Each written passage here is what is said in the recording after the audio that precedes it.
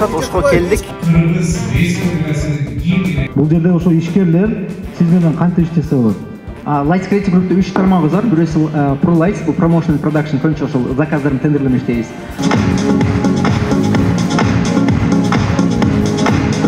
Хадия деген торговый маркадагы колбаса азыктарын өндүрөм. Ого! 2 жылдын ичинде. Улуттук өндүрүүчү буюрса. Буюрса. Мисалы мен билбейт элем, Кыргызстандан ушул Америкага жаныбарлар үчүн тамагыны экспорттоп, өндүрүп экспорттоп атканары. Сонун беке.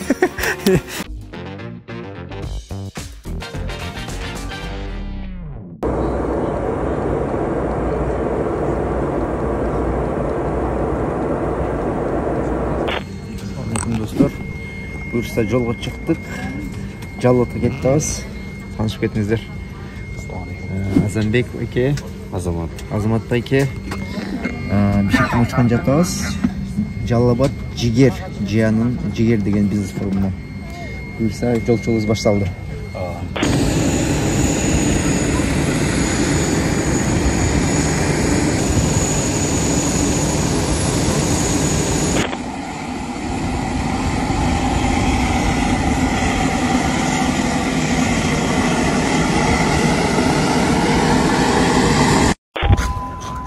Форум башталган жатат, ошко келдик. Азыр Жалбатка кеткен жатабыз. Бул выступать Анатолий, Сайкал. Кайсы темада силер айтып бересиңер? Бизнести кантип франшиза менен өнүктүрөбүз. Упаковка бизнеси. Бизнести франшизага айлантырып, масштабированный жолдоруну ушул форумдан үйрөнүп кетебиз.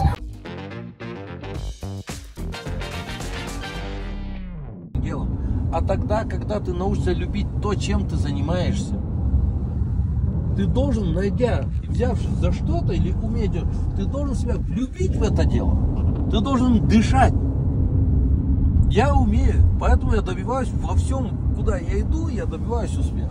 Да, есть много неуспешных. Кыргыз Республикасынын гимнине баштоого уруксат этиңиздер.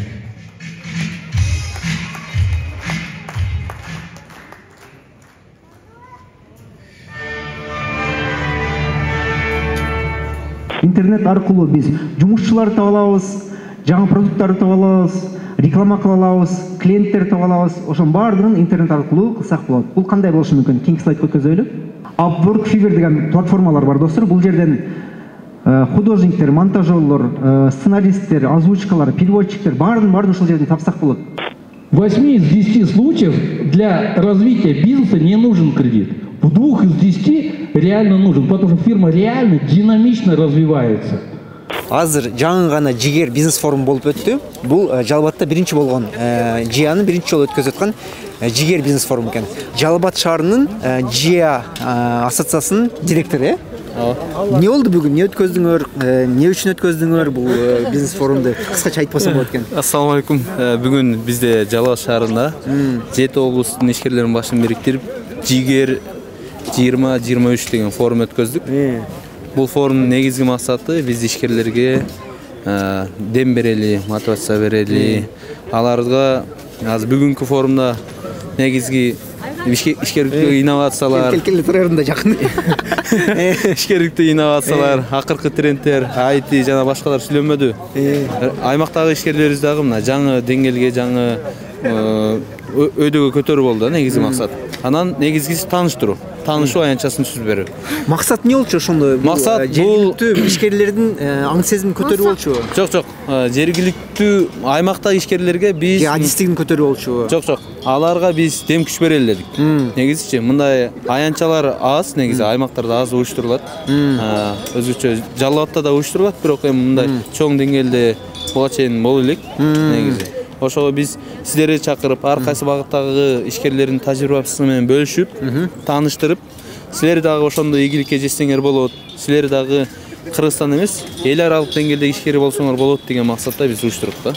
Көбүнчө андай кандай десем, мотивациялык бизнес форум болуп турган да? Мотивациялык бизнес форум. Бүгүнкү биздин дебиз мындай болду. Бизнестеги акыркы трендтер жакшыдан мыктыга. From good to great. Баары жакшы, бирок эми мындан кийин мыкты болгула деген максатта, жакшыдан мыктыга деп ураанып койдук. Бул абдан популярдуу бизнес китеп бар ушундай. From good to great дегенчи, от хорошего к великому дегендей. Ошону койсуңар да бул форматты бүгүн. Бирок биздин командадан чыкты, алар китептен окуган окшойт биле. Жакшы. Сизге өзгөчө рахмат келип бергениңизге. Силерге рахмат чакырганыңызга. Биздин компания боюнча айткан жетишпей калдым. Биз көбүнчө ошол мисалы D-Business деген компания, ошолордун биз консалтингini YouTube'га кириш керек экенин үйрөтүп кеткенбиз. Нисахар деген проектти биз продюсер кылып туруп, ребрендинг кылып туруп, YouTube'дан башынан бери күчөтүп бергенбиз. Көбүнчө ошол иштерди кылабыз, ошол тууралуу суроолор болсо жакшы болот эле деп ойлойм. Бул жерде ошо ишкерлер сиз менен кантип иштесе болот? Келишим түзүп, сиз сайт, YouTube каналды жардам бересизби жүргүзгөнү, же кандай бир өзүңүздөр анимациондуу бир клиптер тартып кантип иштейсиздер? Lights Creative Group'та 3 тармагыбыз бар. Бирөөсү Pro Lights, бул promotion and production, көбүнчө ошол заказдардын тендерлерин иштейбиз. Бирөөсү Lights Academy, ошол Lights Academy ичинде Pro YouTube деген сабактарыбыз бар, онлайн. Ошо Pro YouTube плюс 2D анимация, Pro YouTube плюс motion design, же Pro YouTube плюс азыр креатив, блогерство ошол сыяктуу сабак даярдап атабыз. 1-2 айдын ичинде кыргыз тилинде даяр болот онлайн. Ошолордон эле үйрөнүп туруп, өзүңүздүн каналдарды ачып туруп, ошол блогерство болобу, креатив болобу, контент болобу, YouTube болобу баарын үйрөнүп кетсеңиз болот. Жок, бир инвестор катары проекттер иштеше десек, бизде Lights Creative Group'та Lights Partnership деген проектибиз бар, продуктубуз бар. Анын ичинде биз инвесторлор менен бирге YouTube канал онлайн монетизацияга кылабыз. Бирок ага бир аз даяр эмеспиз, азыр упаковка болуп атабыз.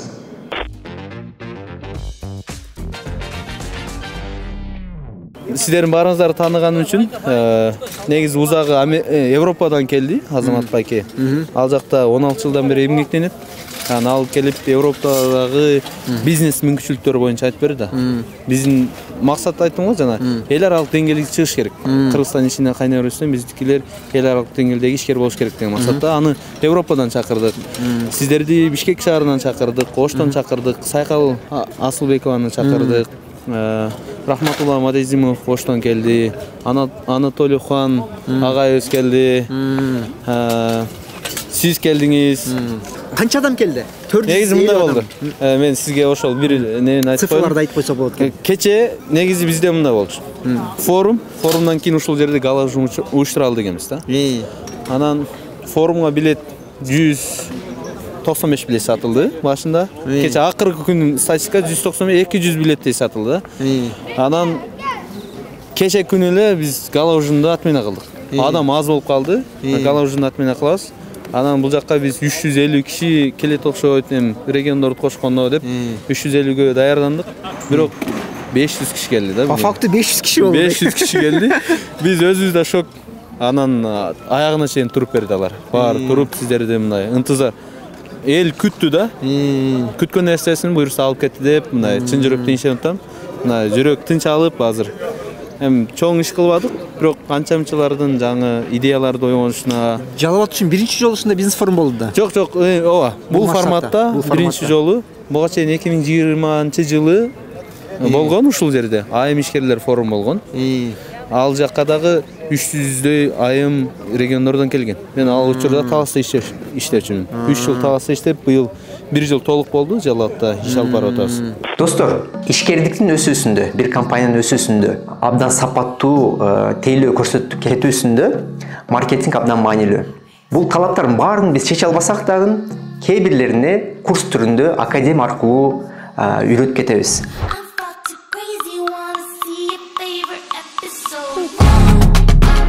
Бул Lights Academy деген биздин баракчабыз. Instagram баракчабызга кирип көрсөңүздөр, YouTube, motion design, 2D анимация, жана жада калса жакында блогерлик курстарын баштаган жатабыз. Бир байкап көрсөңүздөр болот. Давайте азыр бул жерде спикерлердин бирөөсү мен чуточку вашего фидбэка возьмем. Да, Анатолий? Как вы? Отлично. Как эмоции? Нереально. Я знать не знал, что я настолько популярен. Вы прям сегодня суперзвезда, все вас окружили, не давали пройти. Вообще не ожидал. Классно, классно. И я тоже почувствовал, что среди нас есть Мирбек Атабеков. Вот. То ли Мирбек Атабеков, то ли Бек Барбиев, ну точно не Анатолий Хуан. Сегодня, оказывается, планировали на 350 человек, но пришло 500 человек примерно, 465-500 человек. Как спикеру. Какие у вас впечатления были от зала? Очень, зал очень хороший, очень. Настолько внимательная аудитория, настолько благодарная, сколько здесь подходило людей, сколько фотографироваться. Это же тоже индикатор, насколько людям важна, насколько людям ценно это, понимаете? Вы же часто выступаете на таких мероприятиях? Обычно сколько людей? Вот, обычно больше или примерно так же, или как? Ну, последнее вот самое большое выступление было это на форуме франшиз. Без франчайзинг организовывали. Вот там было, по-моему, 1300 человек.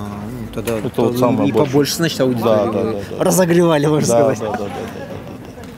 Есть какие-то пожелания о сегодняшнем форуме, там, то, что для зрителей можно сказать, какой-то месседж? Ну, все-таки главный месседж мой – это всегда. Каждый может стать каждым. Каждый может стать каждым. Кыргызстанцы. Если я, Анатолий Хуан, добился чего-то в Кыргызстане, ну, кыргызстанцы, ну, вам, Кыргыздар, стыдно не добиться у себя на родине. Но это и моя родина тоже. Кыргызстан – наш общий дом. Классно. Спасибо за фидбэк. Сиз ким катары келдиңиз бүгүн? Сиз уюштуруучусуз да? Мен өзүм ишкермин Жалал Абад шаарында. Анан башкаруу кеңешинде ЖИАда, Жалал Абадта. Жалал Абадтын ЖИАсынын башкаруу кеңешиндемин. Башкаруу кеңешинде. Азыр Кыргызстан боюнча ассоциация ЖИАнын дагы башкаруу кеңешине мүчөмүн.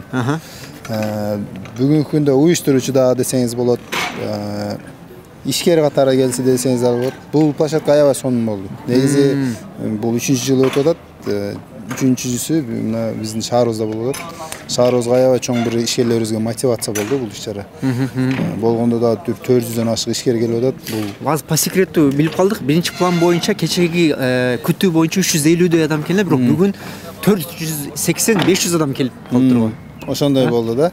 Мындай да болду да, өзү болгону аз эле убакыттын ичинде уюшулуп кетти. Бул 18-нечи биз Орозого чейин уюштуруп берели деген бир пландар болду. Мен 2 жума алдын билдим окшойт, уюштурган жатабыз деп туруп. 2 жуманын ортосунда биздин аткаруучу директор умра сапарына болуп калды. Мындай болбойт дегендей темада болуп атып, уюшуп кетти. Ушунчалык эртерээк берсек, мындан дагы көбүрөөк болмок да. 1000ге чукул киши келмек да негизи. Биз ишкерлер, регионалдык кеңеш, башкаруу кеңеши, андан сырткары атайын өзүнүн дирекция жана аткаруучу, уюштуруучу дирекция. Бүт активно күнү-түнү иштедик. Өзүбүз регионалдык башкаруу кеңеши биригип, баштан аяк туруп, каражаттарына чейин бөлүп берип. Канча каражат кетти ушул мааракеге? Ушунда бир нерсе биздин тунуктук бир цифрлар барбы? Эгер айыпка тутушпаса, эгер неме кылбаса, мен ачып коюп атам секретин. Бул жака каражат биздин расчет боюнча 700 000 сом тегеренде каражат жумшалды. Ушул күндө уюштуруу үчүн, ошол бүгүнкү иш-чараны уюштуруу үчүн. Негизи жаптыбы негизи? Канча 500 баардыгы эле төлөп келбеди окшойт. Керектелер жөнүндө. Биздин максат негизи моундай эле организационный моменттерди эле раскоддорун каптаса, калган моменттер бизге маанилүү эмес болчу да. Негизги маанилүү деген максат биздин ишкерлерибизге бир иш-чара уюштуруп берүү. Бул жылдын башында бир жакшы бир иш-чара уюштуруп берүү болчу максатыбызчы. Биз ошого жеттик да, эң негизгиси ошону аткарып алдык. Бул да биздин ишкерлерибизге бир топ бул жылдын башында чоң энергия алышты. Жаңы бир сиздер сыяктуу спикерлерден аябай жакшы бир тажрыйба алды. Буюрса результаттарын кийинки күндөрдө көрүп баштайбыз. Баарыбыз билет аз достор, инфо бизнес болобу, билим берүү бизнеси болобу, ушундай экспертизасыны, бирөөнүн экспертностун үйрөнүү же тажрыйбаны алуу бул өзгөчө бир бизнес индустрия болуп калды. Бул бизнесте, бул индустрияда абдан чоң акчалар айлана баштады. Аны онлайнга айлантырат, офлайнга ар дайым эле талап болот го деп ойлойм. Мен офлайнда бул абдан профессионалдуу уюштуруучу өнөөлөргө болушка талап кылат. Андай адамдар бизде пайда болуп келатат, Кудайга шүгүр. Ошол тармакта да бул жакта бир организациялар, аянтчалар, балким ЖИАн алканы, балким ЖИАн өзүнүн бир дочерняя компаниясы катары ушул нерселер болуш керек го. Ошону качан баштайсыңар? Деп сурап кетейин эле. Биз атайын жаштар уюму да бар да. Тажрыйбалуу ишкерлер Жалал Абадта. Жаштар уюмдарына жумасына бир жолу 2 жолу Жалал Абадтын деңгээлинде тренингдер, семинарлар уюштуруп турабыз. Ошол эле талап бар экен абдан. Талап бар. Аябай. Мисалы көрдүңүз, көбүнчөсү жаштарды түзүп атат да бүгүнкү коноктордун дагы. Булардын көпчүлүгү ошол азыр сиздер сыяктуу мондай блогерлерди көбөйүп, бизнеске болгондо чагылдыруулар аябай көп болуп атпайбы? Жаштарды бул аябай шыктандырып атат да. Менимче бул 2-3 жылдын ичинде аябай чоң бир Кыргызстанда бир өзүнчө бир жарылуу болот да бизнести өнүгүү жагында. Ошого даярдыктар кылып кете бериш керек го азыртадан эле. Ушундай аянтчалар даярдап балким. Мына бүгүн биздин да ишканага атайын кызыгып жаштар Көлдөн, Таластан, Баткенден келишип бизге стадий турдун алкагында ишканабызга тур кылышты. Ал жерде да биздин Жалал-Абад жыясынын, Жалал-Абад жыянын. Кеминде бир 50-60 ишкер барды. Аларды ишкана менен тааныштырып, мен өзүм өндүрүш менен алектенем. 50-60 ишкер кайсы Ысык Көлдөн, Таластан, Нарындан бул жака да келди, жигерге да келди. Ушунун программасы менен келген ишкерлерди 12ге чейинки убакытка чейинки времяны биз ошол жака жумшадык, стадий тур. Бир 4-5 компанияга стадий тур уюштурдук. Ошонун ичинде менин да компаниям бар болчу. Мага келишип, булар Сиздер кандай компания баса? Мен компаниям өндүрүш менен алектенем. Хадия деген торговый маркадагы колбаса азыктарын өндүрөм. 2 жылдын ичинде. Улуттук өндүрүүчү буюрса. Буюрса. Азыр продукция Тойбост кандай эле же башкачабы? Эми буюрса аракет кылып атабыз, ошол Тойбосттун деңгээлинен чыгып, андан өтүп, буюрса экспорт ориентированный бир чоң ишкана бололу деп. Бүгүндө буюрса азыр түштүк региондо элеп, Глобус, Фрунзелерин иштеп, азыр жакшы бир түштүк региондо номер 1 компаниясыңарбы? Номер 1 деп айта албайм, мен бул жерде жок дегенде лучший пятеркага киребиз. Бул жерде колбаса түрүндө конкуренттердин саны аябай көп, 15-20га жакын колбасалыктар бар да. Ошонун арасында 5ке киребиз. Мен ишеничтүү айта алам да. Бул жалаң баары эле кыргызстандык улуттук өндүрүүчүлөр, улуттук өндүрүүчүлөр. Мисалы, Оштун өзүндө эле 7-8, Бишкектен өзүнөн келет бул жака. Ошол. Рахмат, уюштуруучу топторго сиздерге барыңыздарга рахмат келгениңизде. Кеттик анда. Бул уюштуруучулардын волонтерлорунан да сурап коелу. Азыр бул жерде вот иштеп атыштыр. Карап койсок дагы эле уюштуруучу волонтерлордун, ыктыярчылардын жумушу бүтө элек. Бул жак топтолуп атат. Бул жактан баса берели. Келгиле. Атың ким болот? Атым Сагынбек. Сагынбек. Бүгүн сен ыктыярчы болуп келдиңби же жыян мүчөсүсүңбү? Мен жыян мүчөсү, ушул жерде мүчөлөр менен иштешүүчү менеджер болуп иштейм. Жалал филиалында. Негизи студентсиңби же окууну бүтүргөнсүңбү? Жок, окууну бүтүргөнмүн. Учурда ошол ишке киргем. Канча болду бул жак киргениңе? Киргениме жакын эле, ушул 3 айдын жүз болуп атат. 3 ай болду, э? Окууну өткөн жылы бүтүргөнсүң же 1-2 жыл болуп калды? Жок, мен былтыр бүтүргөм. Позиция эмне жумуштарды аткарып жүрөсүң? Биз мүчөлөр менен иштешүүчү менеджер деп коет. Ошол мүчөлөр менен илгиленип, алар менен байланышып, аларга окутууларды, саякаттарды кылып турабыз. Ушундай. Илген деген экран сен же Манас бүтүрүн же Алатоону же лицей окугансың окшойт. Жок. Мен лицейде аби болуп жүргөм экен. Ушундай. Аби деген достор бул тарбиячы деп айтылат. Түрк лицейинде окугандар же ошол Түрк университетинде окугандарды бул абдан мындай, кандай десем, распространенное слово да? Аби дегенчи бул тарбиячы болуп кетет. Ушундай экен. Кыйын болду бүгүнкү күн? Бул башкача даражада болду го Жалал-Абад үчүн. Жалал-Абадтан аябай чоң масштабный болду. Азыркы учурда болушунча аракет кылдык, колдон келишинче. Тажрыйба жагынан эмне деген мындай өзүңөр сабак алдыңар? Кийинкисинен мындай кылыш керек, тигиндей кылыш керек, мына жерде карабаппыз дегенчи. Плюстарыбыз кандай минустар болду? Бир аз конокторго көңүл бурулбай калды. Ошол жактан минусубуз бар. Эмнеге бурулбай калды? Ал жактан бир аз мүмкүнчүлүктөр болбой калды. Баягы түрктөрдө баягы сөз бар эмеспи? Тедбир этмекпи? Короче, предусмотреть надо было дегендечи. Ошондой моменттер болдубу? Болду. Баягы бул планирование жагы болду окшойт, э? Келген бул жак барат, бул жактан аткан бирөө бул жакка алып кетет деген нерсе. Ошондой жоопкерчиликтүү жактарынан бир аз аксап калдык. Дагы аксап калдык деген достор бир аз кыйналып калдык деген маана. Ошондой негизден дагы уюштуруу жактарынан өзүбүз байкадык. Зал боюнча кандай дейсиңер? Зал боюнча кандай ойлор? Зал боюнча эми менин көз карашымда жакшы болду. Чен башка эми ресторандарга караганда.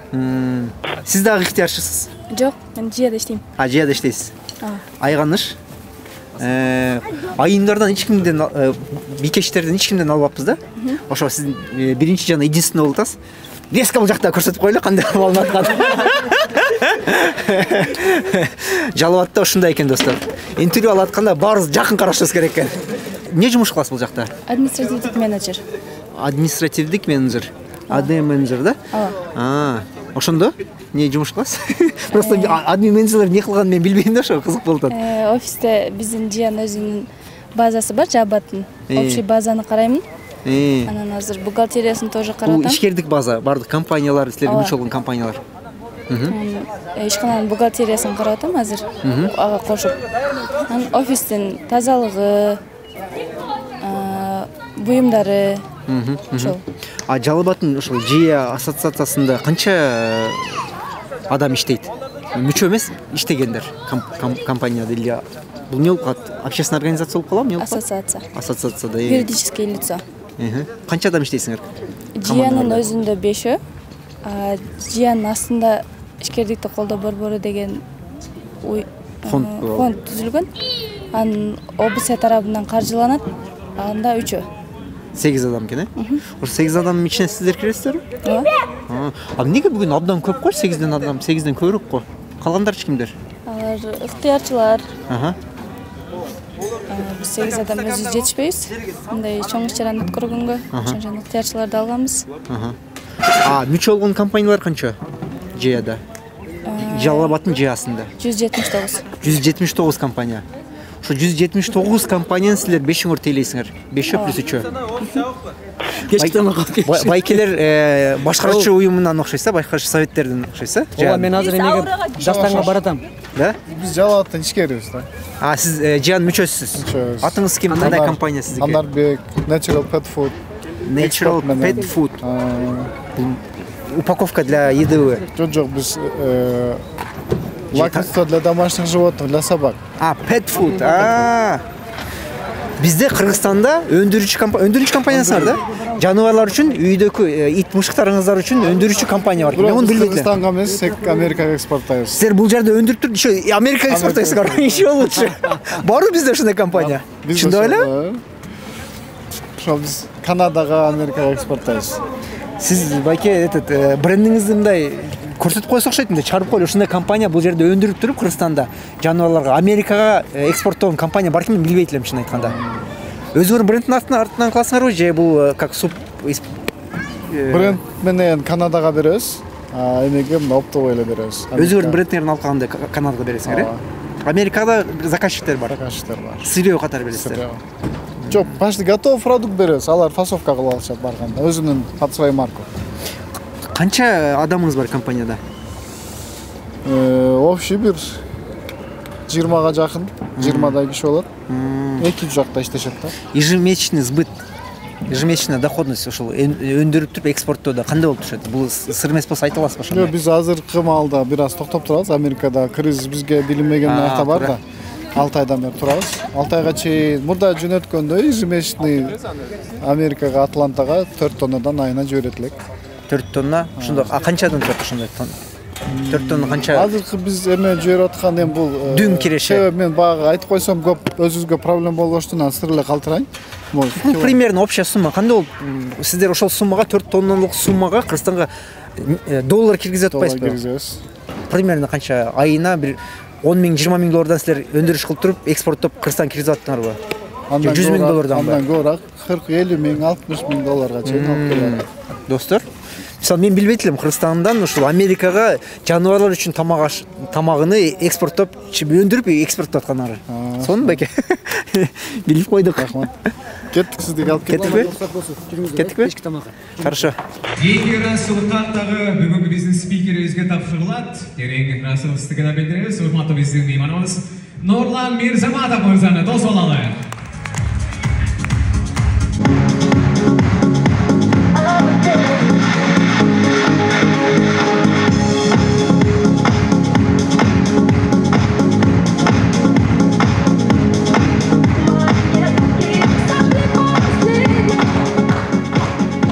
Следующее благодарственное письмо вручается от имени бизнес-ассоциации ЖИА. Выражает огромную благодарность. Баалуусуңар, бартуусуңар барыңар. Биз бир болсок, бийик максат багынар. Эл жер үчүн эмгек кыла бергиле, эсен болуп чарчабастан жаныңар. Көтөрүлсүн ар багыттын байрагы, көңүл бурсун асмандагы, айдагы. Bir gün менен чектелбестен bir жылда бола берсин ишкерлердин майрамы.